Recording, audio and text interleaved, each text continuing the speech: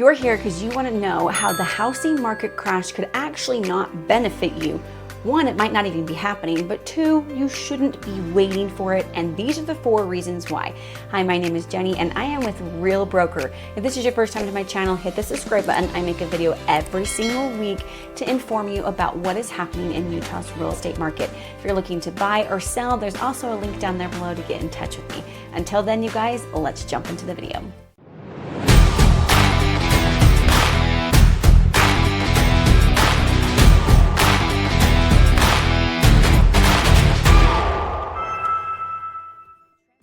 The 4 topics that we're going to be going over today on how the housing market crash is not going to benefit you if it does happen.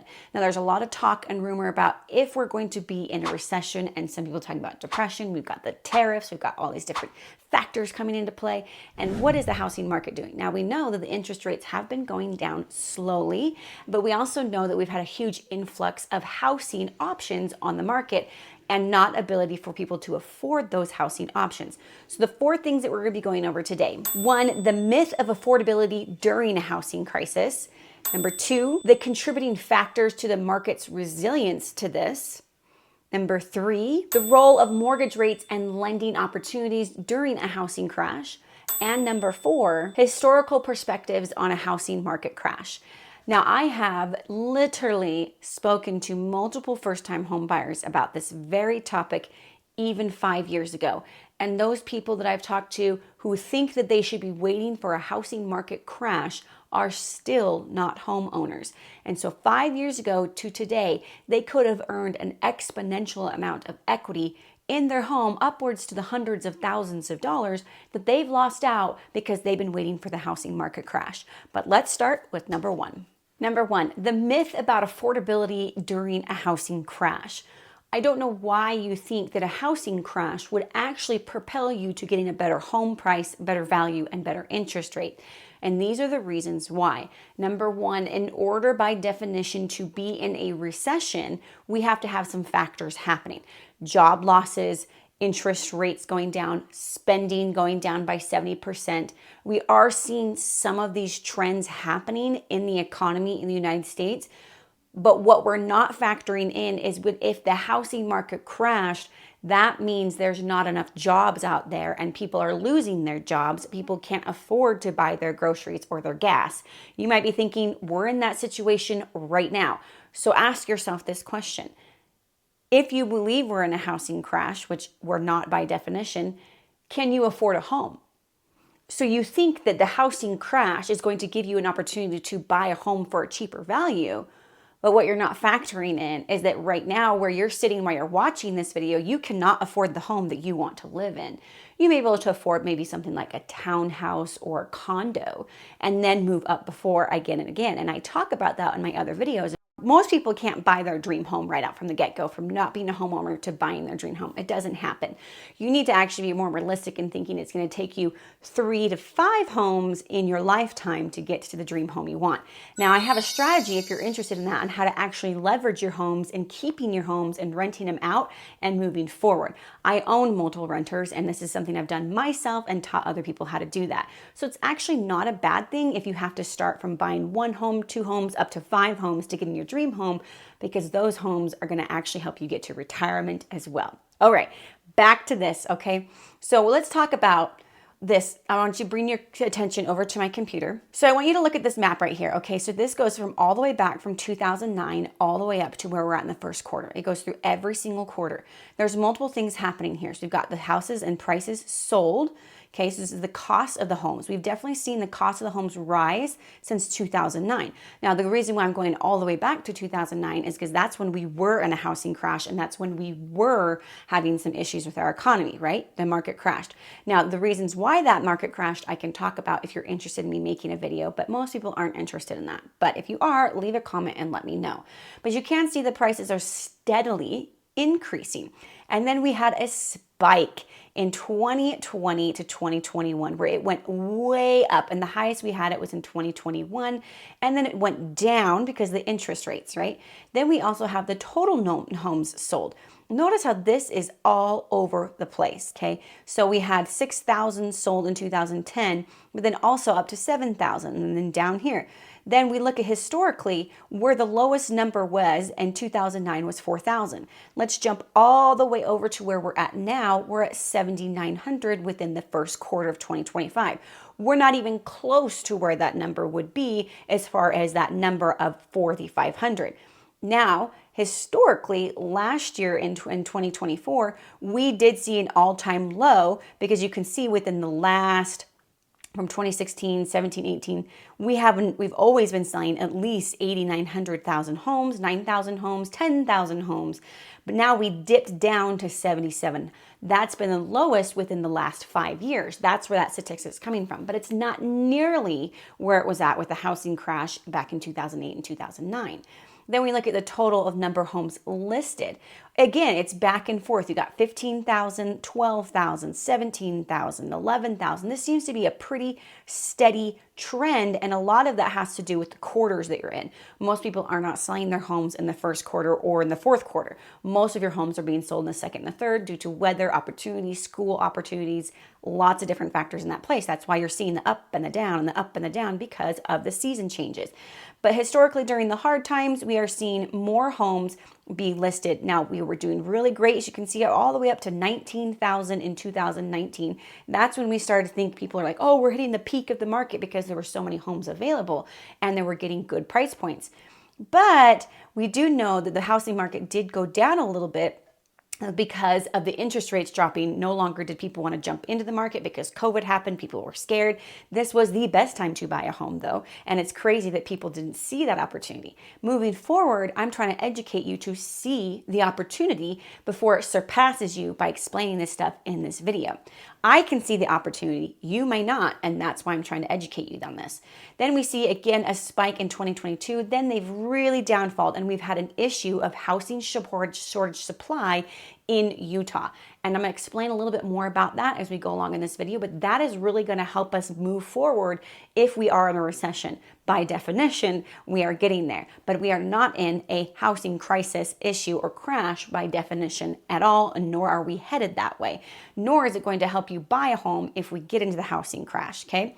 So here we are standing here, we only have 14,000 homes available, and that is the lowest that we have seen it since 2023. Now, this is a lot of a different factor between 2023. It's the same thing as the interest rates are high and the pricing has not moved. So everybody keeps saying something has got to give. I've been saying that myself. Interest rates, are they going to come down, or is affordability of the home and the price sale going to come down? One of those has to come down because right now the affordability is not there. Let's jump into number 2, which is the factors contributing to the housing market resilience, specifically here in Utah. The unemployment rate and the average rate in America is about the same right now. So the average of unemployment rate in the United States is a 4.2. Now, Utah has gone up a little bit within February of 2025 on our unemployment rate, and we're at a 4.1. We're still below the average of the unemployment rate in America. Utah in itself has its ability to actually overcome the housing market issues and correct course a lot quicker than other states and cities due to politics, how we're doing with our unemployment, and the number one topic is our supply and our demand issue here in Utah. Because Utah has been an inspiring state for people to move into. Californians are moving here. Nevada is moving here. Texas is moving here. We're having a lot of influx of population, which now you're starting to see a lot of high-rise condos, a lot of townhouses, not a lot of land opportunities out there for builders because of the price point and the demand of more populations moving in here in Utah. We are at a housing shortage supply around 100 to 200,000 homes, and we built about 55,000 new homes last year. So that kind of tells you where we're at with the shortage of supply and demand. Now, at that graph that I just showed you, I want to show you one more time. So come and look at this graph again. Right here, as you can see, that we have an 18,000 was available in 2022. And we have not even reached that. The highest it's been is 15,000, which means people aren't wanting to move. And we're having to rely on the new builders and actually to support the supply and the demand issue, which again is why you're seeing the condos and the high rises and the townhouses and cities infrastructuring more high populated cities, which is called the 15-minute cities. I know there's one in Orem that's being built. Bluffdale's looking at one where the prison was at. These are new concepts that are being introduced in Utah to support the high population issue that we're having because of the growth and the demand. What this means for the housing crisis and the actual potential of it not happening is that there are plenty of buyers out there who are in line wanting to have the affordability of homes. So what that means is if the housing prices did come down, there would be plenty of people in that line who could afford that home. Whether you're seeing foreclosures, whether you're seeing the market shift down because the interest rates go down and the housing prices are starting to reflect the balancing of what's happening, there are plenty of people in that line who are ready to buy, and you're probably one of them in that group. So this is what I educate people is if you are in that line waiting for the perfect moment to buy a home, you're going to lose the home. And I have seen it happen multiple times in my career. What I would recommend that you do is that actually if you can afford a home, even if it's not exactly the home that you want, get into the home. Because if you can get into the home, you have more leverage within 3 to 4 years to go and buy the next home because of the equity that that home is going to give you time and over. The average equity rate in Utah is between 6 to 9% equity that you get in that home every fiscal year. In 2020, you guys, that was 22%, which is why we saw a huge downfall of homes actually available because the interest rates dropped because of COVID and everything we were trying to revert and change for the purposes of COVID to keep the economy going. Now, COVID in the long run did hurt the housing market because of the expectations that people had. People now think that they should buy a home with a 2% rate. It's not going to happen anymore. People now think that they should be able to afford a home that has 6,000 square feet on a half-acre lot under $500,000. Not going to happen anymore. So these are some things that you're needing to adjust the expectations because of the supply and the demand issue that we're having here in Utah. Number 3, the lending, mortgages, and rates can actually help and adjust the housing crisis and also change what their lending is going to be. What this means for you is that if you are in that line trying to wait for a housing crisis because you think you're going to get a better price point, you may not get the best loan. And I've been dealing with this with other clients. Now, lenders have the power and the ability to adjust with what's happening with the recession, with the housing crisis, with the deficit, and making sure we don't actually get to a housing crisis. They have a lot of power, but also they have the ability to take and pull back the opportunities that you could have right now that you're not going to have in six months to a year. For example, when COVID hit, interest rates were dropping. Mountain America had the best first-time home buyer loan that I have ever seen when it comes to the debt-to-income ratio, your credit score opportunities there, and to actually get you into a home where you had to have no money down. You could literally buy a home back in 2020 with no money down and actually move into that home. It was an incredible loan. No other lender could beat it. Mountain America had the best one. I was sending a lot of clients over there back then. They no longer have that loan available anymore. And that is because of the course correction that is happening with the economy, with the higher interest rates. Lenders are needing to pull back the lending opportunities due to the high debt deficit in America. And what they're doing is trying to keep the economy going.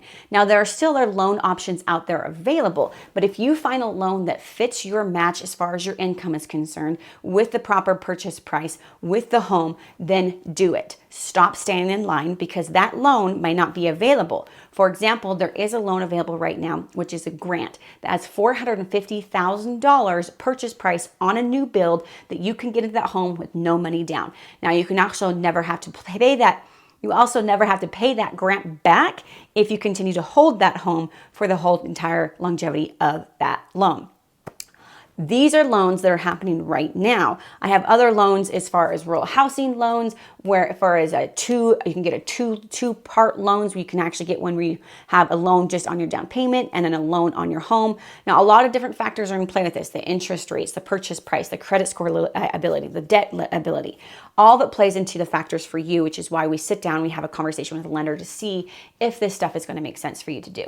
But do know that lenders have the ability to actually pull back, help correct that course. And so if you're in that line waiting for a housing market crash, you might not get the loan that you need in order to qualify for the home because lenders no longer offer those types of loans anymore. That first-time home buyer loan, it doesn't exist anymore. So get the loans that actually make sense to you, which is why having a conversation with me a year before you buy a home is key to getting the best options for the best possibility for your situation. Okay, number 4, the past always tells the story of what the future could hold. So looking at past cases, past studies, past graphs is really going to help us understand what we're looking forward in the future. Now, COVID has happened back before. We've had polio, we've had the chickenpox, we've had other things like that happen that we could study and look at to see how that affected the housing market.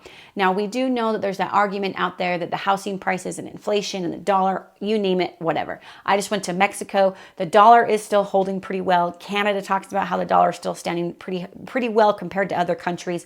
So I don't want us to get into that fear base of actually not wanting to make a move forward in your life. History actually helps us understand to not be so fearful, because if we went through it again, we can do it here now. Then my number 1 rule in real estate, if you're trying to buy in fear or if you're not buying because of fear, is to remember this. Buy the home and be able to afford the home is the best part. You don't need fear on that. So if you're fearful of the housing market, all you need to do is focus on your own livelihood. Trust in your own abilities. Trust in your ability to hold your job, to be able to make money. I was a business owner as a single mom going through a divorce. And I tell people my story that all the time and saying, look, if I can do it with all my medical bills, not medical, but all my attorney bills going out the door, having to survive a custody battle and trying to grow my business all at the same time and buy a home and get out of debt all within 12 months, you can do it too. So don't be so fearful with the outside factors that you can't control. Realize that all you can do is control yourself, and that is 1, buy the home and be able to afford the home. So looking at that is, if we have a housing crisis, if we have a housing shortage, if we have a recession, if we have a depression, all you need to do is focus on paying your mortgage. That's it. So the mortgage is a set fixed rate, and that's all you need to work on is doing. Foreclosures right now, you guys, aren't really happening in Utah, and let me tell you why. Foreclosures are not happening because investors are being very competitive and wanting to buy up these homes and to actually rent them out. When it comes to high rises and condos and townhouses and even single family homes, we are seeing them be sold before they can even get to the foreclosure process. So even if you are afraid of foreclosure, do know there's plenty of money flowing out there of someone who would buy your home. I've worked with clients who are scared of getting into a foreclosure. I jump into the picture before the banks get involved, and I negotiate with the sellers and realize they have a lot of equity they're sitting on in their home. And this actually might be a good opportunity to move towards a different situation, that they could be in a better situation. And that's true. That's really happened. So don't base your situation and your decision making and your choices on fear, because if fear drives that demand, it's going to be a problem. Zero in on it and find confidence in your own future. Some things to pay attention to is, in order to have a recession by definition in America, is 1, the decline of consumer spending, 2, the rise of interest rates. We've seen both of those happen.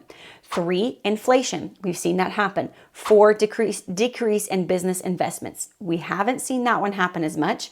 5, unemployment on the rise. We haven't really seen the rise of unemployment. 6, global economic slowdowns. We're starting to see some a little bit because of tariffs. 7, stock market decline. We have seen the stock market decline due to tariffs. Number 8, credit crunch or banking crisis. We have not seen that happen at all. 9, external shocks, something like oil prices, geographical conflicts, supply chain. Those things did happen during COVID, but we're not seeing nearly as much right now. With the shorting supply, the chain supply, the issues. Now we are having some conversations with tariffs and all this demand and supply and all that stuff, but we haven't seen it actually have an external shock yet. So those are the 9 things actually to be defined by recession. Now, if you were to ask me if you were in a recession, I would say we've been there for a couple of years now. Now, the other thing to pay attention to is the factors on a housing crash, okay? Number 1, rapid rise in home prices, unsustainable growth. We have seen that, and COVID brought that because of interest rates being lowered, right? COVID kind of screwed us over a little bit in our expectations of what a housing should look like as far as affordability. High mortgage rates and interest rates. We have not seen high mortgage rates. I just want you guys to know that. We are not at a high mortgage rate. You, again, are on a course of correction rather than actual course of a housing crash. Keep that in mind. Having a 6.5% is not a high mortgage rate. Just be aware of that. oversupply of homes. I've heard other realtors say we have more housing simply, because of the graph that I showed you where we're starting to see a lot more houses come on. That is just not true because of the supply and the demand and the availability of so many people in that line willing to buy. It's people finding they're fearful of buying, which is why I'm explaining in this video that if you can afford the home, then buy the home. Jump into that market when you can. So we're not having an oversupply of homes. Absolutely not. You would see builders come at a complete stop if that was true. Builders are on fire. And in fact, builders are the number one seller right now for first-time home buyers due to affordability. Number 4, economic recession and job loss. We are seeing an economic recession, in my opinion. Definitely, for sure. We've been there for a couple of years. They don't actually want to say it because they're afraid of the fear that's going to come out. They want you to keep making decisions and keep moving forward in your life, which is what I'm trying to teach you to do as well in this video. And job losses.